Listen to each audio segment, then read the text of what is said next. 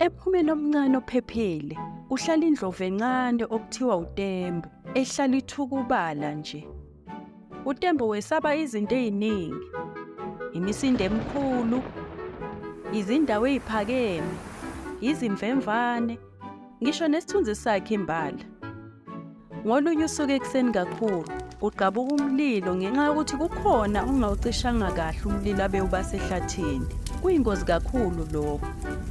Lo mlilo ubhebhetheka ngokushesha futhi wenza zonke izilwane zesabe.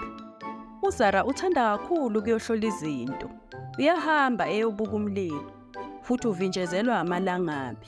Akasakwazi ukuphuma, waze wazifaka engozini. uTembu ubonela kude umlilo. Uthuka kakhulu, uwesaba kakhulu umlilo. Kuzwakala umazwi ememeza, "Tembo, uZara udinga usizo." uTembu uqala ukukhala, "Anginaso isibindi, ngiyesaba kakhulu." Umazwi uyamkhumbuza ukuthi akukubi ukwesaba. Uthi, ukuba nesibindi akusho ukuthi awesabi. Kusho ukuthi uyakwenza okufanele ukwenze noma wesaba. uTembu uyakhumbula ukuthi izindlovu zingadonsa futhi zigcina amanzi amaningi embokweni yazo. uTembu ugijimela emfuleni, ugcwalisa umboko wakhe ngamanzi, futhi uyashesha eyosiza uZara.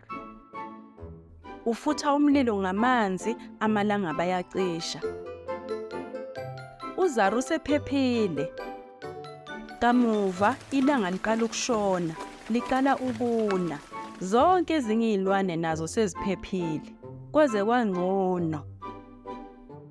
Ngalolo suku, uTembu ufunda isifundo esibaluleke kakhulu.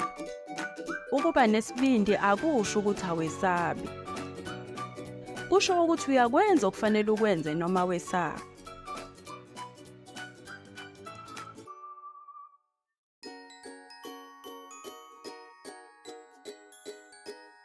To watch more stories, just visit our YouTube channel. All stories are in the present, past and future tenses, also available in various languages. How great!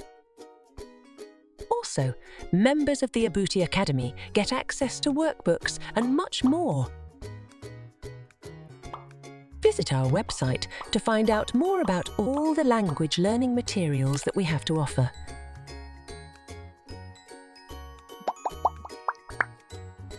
www.abutisyllabus.com